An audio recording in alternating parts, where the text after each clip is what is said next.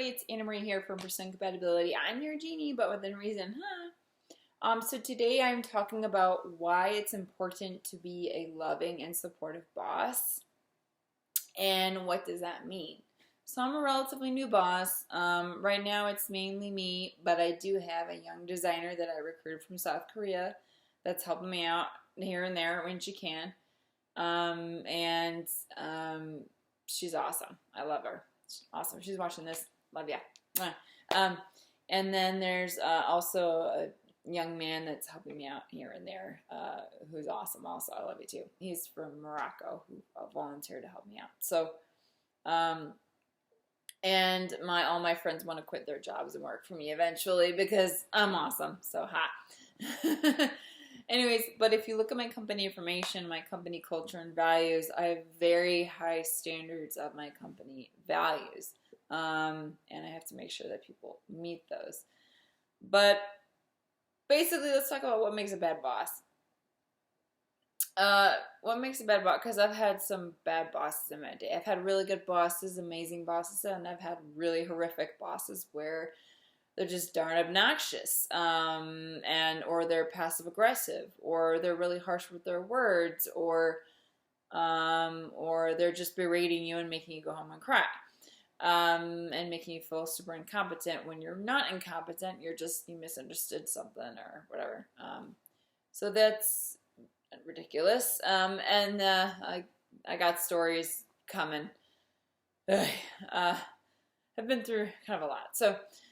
And then I've had bosses that are kind of more in between, where they're not bad fully, but they're not great. They're just sometimes a bit harsh every now and then. And I don't think they really think before they speak. So let's talk about what causes a bad boss. What is your theory? Please comment below of what causes a bad boss in the first place. So this is my thoughts. I think what happens is bosses sometimes get caught up with, well, I'm a boss now, so I have to have the nose up in the air and assert my dominance and be a little bit obnoxious. Because if I don't, people will not respect me, which is not a very intelligent decision, because you actually lose respect from your staff. Because this is how I see it. My staff is doing me a favor for working for me and with me, because they are providing me relief. I'm already overwhelmed, doing so many things that I have to do, because my brain works 90 miles an hour sometimes. It's hard for me to sometimes slow down, and I'm like, oh my God, I'm exhausted, and then by them taking care of something, I'm like, oh God, they got it, that kind of feeling I get. So they deserve to be respected. They deserve to have empathy. They deserve to have compassion. They deserve to be treated like a human being, because they are doing me a favor. They're providing me relief by getting a job done that I can't do it, or I don't have time to do it. So bosses need to be more grateful for a good employee that works hard. So there's that, which causes that boss, and then how they should be. Another cause in my theory is that even the ones that are good bosses sometimes get caught up with doing so many things to do, and then they get annoyed with their employees about something, and then they suddenly get snappy, and then they forget that their employees are human beings and they didn't need to be spoken to like that. So I think that's what happens a lot, and I recommend employees to maybe just try to assume the best intentions. Just think man, maybe they're just having a bad day. Maybe they're having a bad day, or maybe they had gotten into a fight with their spouse, or maybe they, got into some fight with somebody. I don't know. That's what I try to approach it. Also, I think what happens is, and we all know it, is that adults tattle on each other. Sometimes adults are big children and they tattle on each other. And instead of dealing with the situation by themselves, they tattle to the big boss. But I don't think it's necessarily the intention of tattling per se, because I don't tattle really. But I admit I've been guilty of probably being perceived as a tattler. But it wasn't the intention of tattling. It was more of the intention of, I don't know how to handle this, so I'm going to go to my boss to get some guidance on handling it. So I think that's the intention. of what people are trying to do, but they just don't communicate it.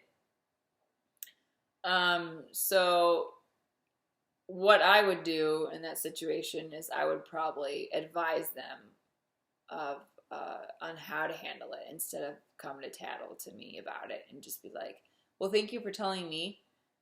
This is my advice on how to handle it, and I want you to go handle it. And then they would probably handle it. That would probably be a much better solution than to hear all this tattling, and then bosses get overwhelmed with all the tattling. And I think what happens is bosses hear about all this tattling, because I've been in this situation kind of before, where bosses hear about all this tattling or someone gossiping and things like that, and then they start getting snappy, like, oh my god, and then they snap at the employee that's not necessarily causing the drama per se, but the person that's like more innocent, and then someone blows things out of proportion, then they tattle on that person.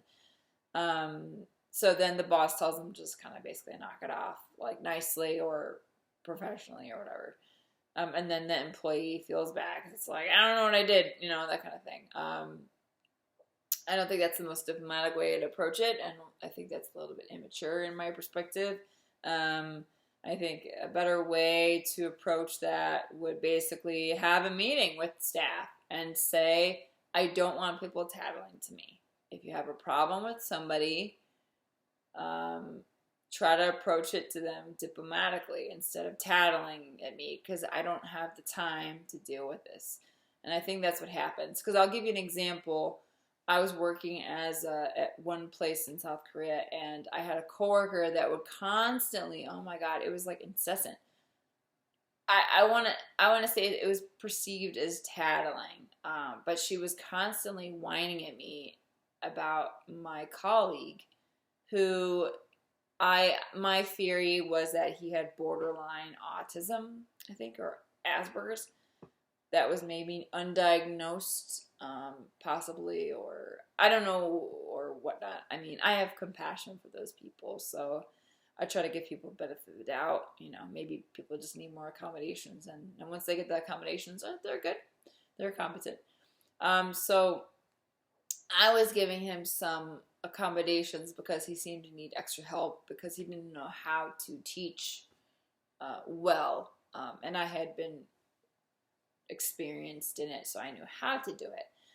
And then eventually my colleague kept on tattling or like talking to me like, why are you helping him? And I'm like, oh my god, you know. And so I just got to be a point where I told my colleague, the one that was asking me for help, I told him privately, I will help you, I'm happy to help you, but I don't want to hear her nagging me and tattling at me because it's starting to get on my nerves. So what we're going to do is we're going to talk secretly, so that way I don't have to hear about her like nagging me, you know, because it just was just getting ridiculous. And then I also got very assertive with my colleague online, where I just said to her, why do you care about him? And she's like, I don't. Well, you keep talking about him, so you obviously care about him a lot. And then she suddenly just stopped talking. And then she backed off, you know. So I'm just like, it's not your problem, so don't worry about it, you know. I mean, it was just ridiculous. It was absolutely ridiculous. And I was like, oh my god, like, give me a break. I cannot stand drama. My workplace will be drama-free. I do not tolerate drama. And if there is drama, we're going to address it diplomatically because I can't stand it. I don't tolerate it. I've been through enough where I'm tired. So, but yeah, that's an example of this type of tattling nonsense, and I think bosses need to learn to handle it better instead of snapping at their employees or assuming the worst in people. They need to have, like, if it, you know, they need to tell their employees, this is my advice on how to handle it diplomatically. Now you can go handle it like an adult. And then that would be better, because I think sometimes people are just tattling because I think they just don't know how to handle it. They don't know how to communicate to somebody how to like back off or like nicely, which I'm going to do a couple videos of that later because I've dealt with that situation before too. So it's just like, oh my god, where some things are just blown way out of proportion and then you're just like, what? Anyways, so that's important to keep in mind with some things. But all in all, I think it's important to be in a loving and supportive boss, because I tell people that are working for and with me that I value you so much, and I want you to know that I appreciate you so much. And I never want you to feel that I'm working you like a robot, or I never want you to feel that I'm treating you like a slave. I never, ever want you to feel like that. And please do tell me if you feel overwhelmed or like that, because sometimes I'm not perfect. I make mistakes. I'm a human being just like everyone else, and I have my gifts and my talents and things that I know that I'm good at, but I also have my weaknesses. And so I tell my young designer, I said, there are times that you're going to teach me something, because I don't know everything, like, who really knows everything, like, really, I mean, everyone has something to learn. Even the most intelligent person could be behaviorally awkward, and they have things to learn for themselves. So my company embraces self-improvement and trying to be the best version of you, because that's what makes, I think, companies successful. And I think many times bosses sometimes forget that, because they take their good employees for granted, or not knowing how to communicate effectively and things like that. So hopefully this video helps you and you get some insight, and you learn some things, and I'm helpful to you because I'm your genie and I'm here to help. So and there'll be lots more to come, because I got lots of stories.